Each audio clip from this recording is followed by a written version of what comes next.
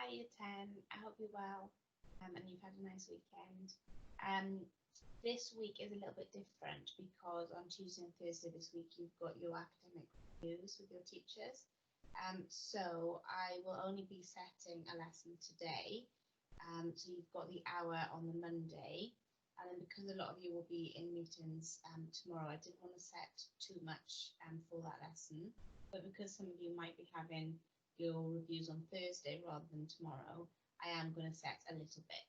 So this video and PowerPoint that goes with it covers a lesson that would probably take about an hour and a half. But I am going to give you until the end of next week to complete that work by.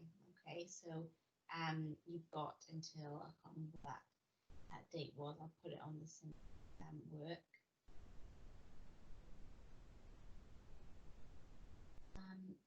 So we have come to the end of our families unit, which is fantastic. It's good timing because I can just start us off on the next topic before the break.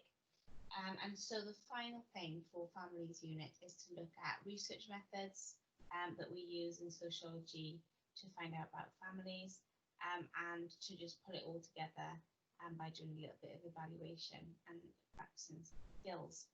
So I've got a short PowerPoint for you today.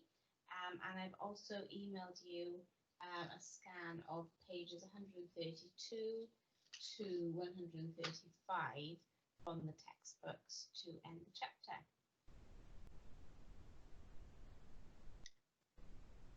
Okay, so we need to look at what methods are used to research families.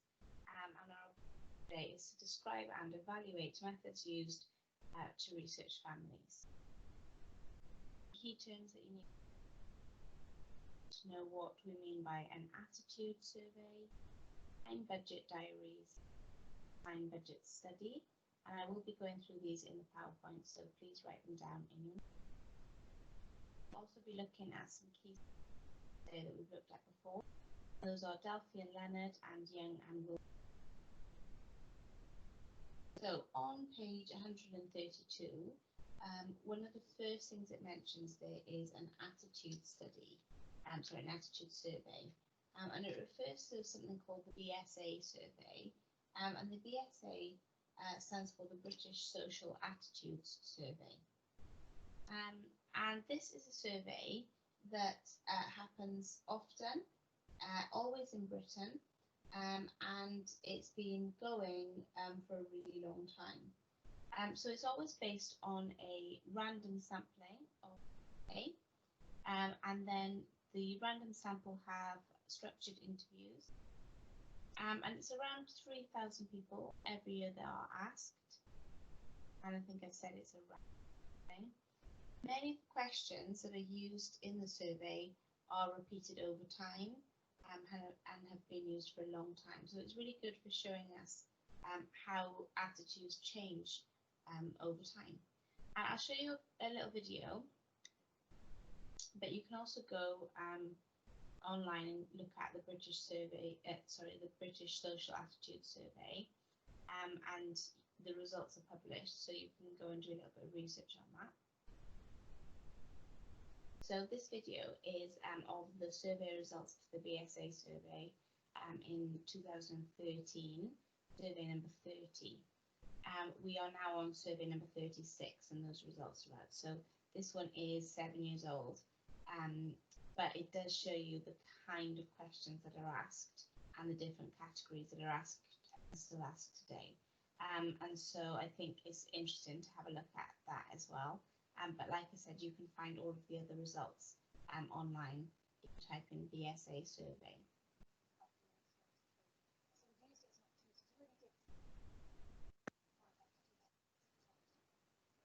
Tolerant these days. Nowadays, you don't really find people getting married. We have no real strong views on religion. I think that people have become more distrustful of politicians. So I'll start with religion. So this is a very good example of how Britain now looks very different to Britain back in 1983. Then 68% of people, so just over 2/3, said they belonged to a particular religion, and that figure's now fallen to just over half, 52%. No, I wouldn't say that I'm religious at all. I'm kind of curious, agnostic. But I don't go to church unless it's for weddings, funerals, or christenings. What's quite clear is that the decline has really been in the proportion of people who feel that sense of belonging to the Church of England, down from 40 to 20% now. When it comes to personal relationships, the kind of headline finding really is that Britain is a much more live and let live, tolerant society than it was back in the early 1980s. And perhaps the best example of this relates to our views about homosexuality. If two people love each other, they should be allowed to get on with their love life like anybody else. Men and men and women. That's fine and dandy. Whose business is that? Back in the early 1980s, 50% thought that homosexuality was always wrong, and that figure actually increased over the decade. It now stands at just 22%, so it's more than halved in the last 30 years, and is a really good example of how Britain today is much more tolerant than it was 30 years ago. And we've seen very similar findings in relation to people's views about sex outside marriage, having children outside marriage, and so on. No, I don't think you have to be married to have children. People don't really take marriage as a serious vow anymore. Because I've got 6 myself. If I think about my grandparents' generation, they were all married. When it comes to welfare, Britain now is certainly a lot less supportive of government intervention and a lot less sympathetic to those on welfare benefits than it was back in the 1980s. The benefit system is totally messed up, and no, it isn't fair. I think it's wrong because the taxpayers have to foot these bills.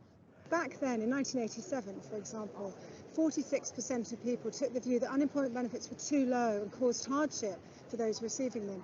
That figure now stands at just 22%. It's also true that over the last year, there's actually been an upturn in sympathy for the first time in a long time, and we think this really reflects the impact of austerity.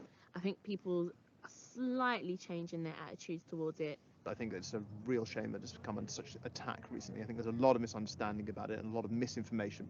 And the final area I want to mention relates to politics. So here, if we compare Britain now to Britain back in the 1980s, we find that we are far less trusting of governments and politicians than we were, even though back then we weren't exactly very trusting. Nobody trusts politicians.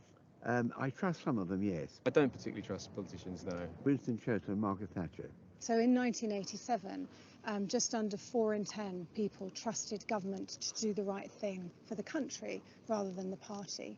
And that figure has now fallen to just 18%. What I've seen of politics is the expensive scandals. The only thing that my generation really can think of is the war on terror. It's also equally true that there's been a long-term, very steady decline in the proportion of people who think it's a citizen's duty to vote. I don't vote, actually. I'm not really into politics. People are probably voting a little bit less now because they sometimes feel like they're too small to make a difference. There is, however, some good news for people who are concerned with political engagement, in the sense that people are actually more likely to say they're interested in politics now than they were in the 1980s. So that's where I'm going to stop. There's loads more information in the report and indeed on our website if you want to play around with the data. Thank you. Okay, so you can have a look at the rest of those results online and just see how much has it changed just in the last 7 years, and then compare that back to what the results were like in the 1980s. So let's go on with our PowerPoint. Okay, so that was all about attitude surveys then, specifically the British Social Attitude Survey. And what I'd like you to do, now you've found out a little bit about how that survey works, is in your books, I want you to evaluate it. So a small table, maybe just 2 or 3 rows. What are some strengths and weaknesses of doing a survey like that, and using that to tell us a little bit about families. Okay, the second thing in the books, again on page 132, is some information about the study by Delphi and Leonard, researching exploitation in families and marriage. And actually, it wasn't their own study that we're looking at. It's the fact that they drew information from other existing studies.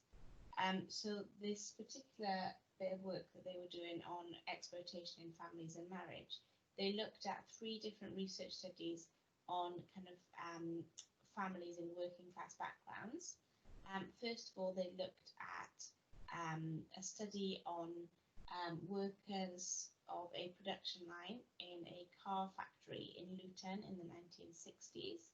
So that was about those workers and their families. They looked at affluent workers in the car assembly line. Then they looked at a study of a cardboard packaging factory in Bristol in the 1970s. And that was 25 couples that they surveyed who made up production foremen, shop stewards, and production workers in this Bristol factory. And finally, one close to home for me was a study of Port Talbot, which is in South Wales in the 1980s, and that was of steel workers, where they were made redundant in the 1980s. And if you look in the background there, you can see the steel works, and Port Talbot still does look quite a lot like that now. So have a read on page 132 what Delphi and Leonard thought about these three studies and actually what conclusions they came to, having looked at them all. And again, I'd like you to have a look at the strengths and weaknesses of a study like that. Okay, and finally, the third part of that was the work of Young and Wilmot, who are some sociologists that we've looked at before, and they were researching the symmetrical family. And again, they did do their own research, but they also drew on lots of other things because they really wanted to find kind of where the development of the family had started.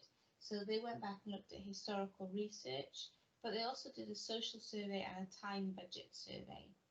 And some things to note from this when you're reading it, because I want you to read the box on page 133 for this, is that from 3,000 people identified to take part in the study, it was actually 2,467 that took part in it.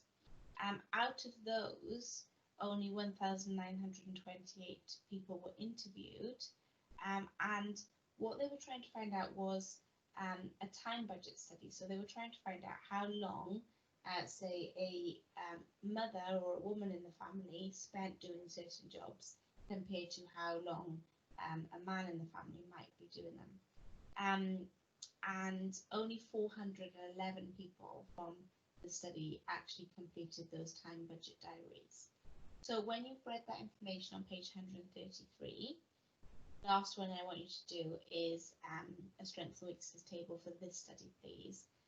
Think about the sample size of the study and also how reliable this data might have been.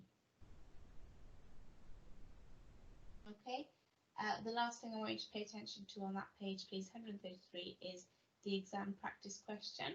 It's not a long question, it's just a 4-mark one, which is identify and explain one strength of the survey questionnaire used by Young and Wilmot to research the symmetrical family. So hopefully the task from the last page will help you to do that.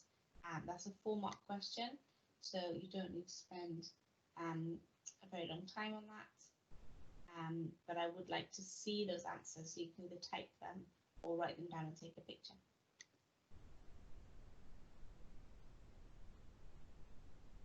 Okay, and that brings us on then to the stuff that I would have done for the lesson tomorrow on Tuesday, when you've got your academic reviews. So I'm not expecting this stuff in until the start of July, next Friday, but it is stuff that we need to do just to complete this topic.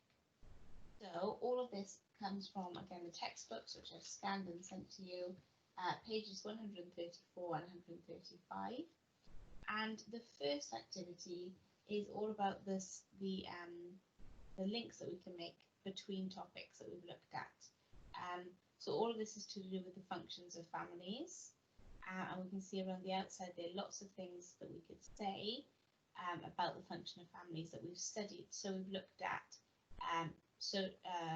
sociology kind of theories like feminism, functionalism, Marxism. We've looked at some people's, what they say is the role of the family, which is primary socialization and the stabilization of adult personalities. Some would say that it serves the interests of capitalism, and others would say that it serves the interests of patriarchy. And hopefully you can already start linking some of those together to the theories. So what I'd like you to do, please, is the first task on page 134 is to choose 2 of these links and explain how they are connected to the topic of functions of families. When you've done that, you can move on to the next task, which is to have a look at this little mind map that's in the book for you. So you can see there's some information on Marxist and feminist criticisms of families. And the task says, in pairs, choose one branch and discuss how each of the 3 items can be seen as a criticism of families. So obviously you're not going to be able to do this in pairs, but I would like you to write down your answer to that task, please. And then 2 other things that you could do for revision are on page 135 in the books, which is to have a look at factors affecting families, marriage and family life. So we looked at this a few weeks ago, things like the aging population, changing norms, secularization, developments in birth control, all of those sorts of things. See if you can explain how those factors have had an impact on families, marriage and family life. And finally, this was a little bit more of kind of looking over key terms and stuff. Complete it to explain each aspect of diversity in families and marriage. So things like cultural diversity, social class diversity, and global diversity in marriages as well. And hopefully doing that will provide you with a bit of revision for this topic on studying. And that's all. So as I said, I think that's about an hour and a half's work, a little bit for today, Monday, and then in kind of the space for Tuesday's lesson, you've got a little bit more time to do that. Okay, have a great week and I'll speak to you soon. Bye-bye.